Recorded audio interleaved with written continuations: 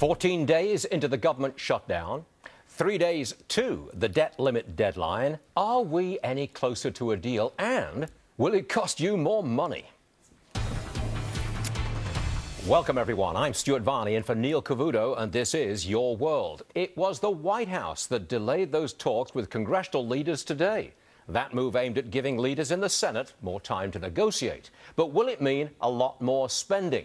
Maybe $70 billion more. We are all over this with Ed Henry at the White House, Mike Emanuel on how House Republicans are dealing with talk of more spending, Donald Trump on Democrats and world leaders talking up the fear factor, and former Reagan advisor Art Laffer on all of this talk. Key question, are we really any closer to a deal? First to Ed Henry at the White House. Ed.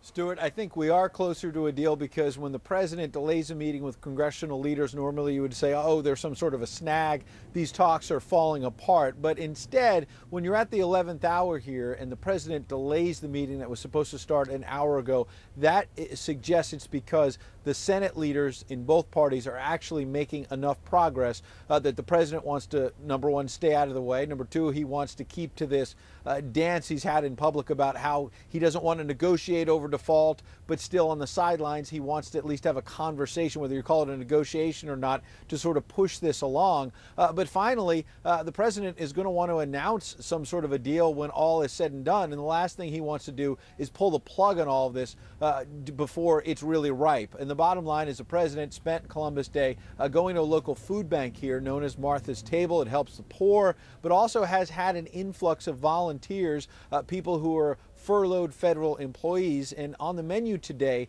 was the president beating up on Republicans and saying that they might lead us here into default. Take a listen. The problem is not that there's not the opportunity for us to work intelligently to come up with a budget that creates long-term fiscal stability while still investing in growth. The problem is that we've seen this brinksmanship as a strategy time and time again to try to extract extreme or partisan concessions. You can't keep spending money you don't have. I mean, basic concept. We can't keep raising the limit on an already maxed out credit card. That was Republican Jim Jordan on Fox News Sunday yesterday, pushing back on the idea that there should just be sort of a clean vote to extend the debt ceiling, reopen the government. Clearly, House Republicans like he want to make sure that there are actually some spending cuts attached to all of this, that perhaps there are some changes to the president's health care law. But that's going to be the key here, is how long will the government be opened? How long will the debt ceiling be lifted? Is it just a few months? How long will all that be, and what kind of strings will be attached? One item that's out there is the idea that there might be some budget negotiations that will move forward if, in fact, they do these two things. And I'll let Mike Emanuel explain all those details there. Yes, indeed. Ed Henry, thanks very much indeed. Let's go to Mike Emanuel. He's on Capitol Hill. How is all this talk of more spending sitting with House Republicans?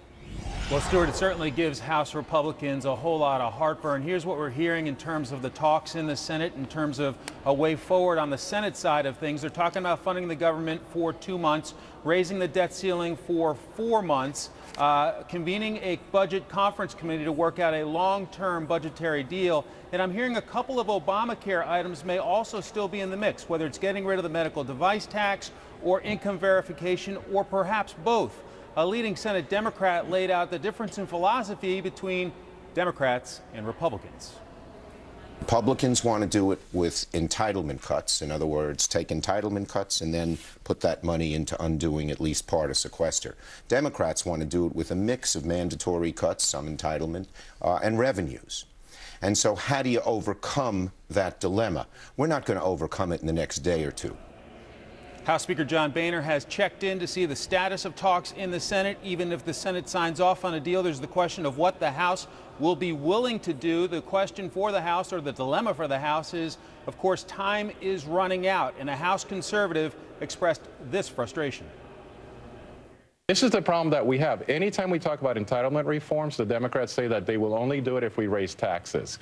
Every time we talk about the real spending problems, and this is all an issue of fairness. If you look at Obamacare, the president and his administration have given exemptions to their friends, to businesses, and all we're asking is to give the same exemption to the American people. Senate Majority Leader Harry Reid floated over the weekend the idea of raising the budgetary spending caps. A lot of Republicans view that as a potential poison pill.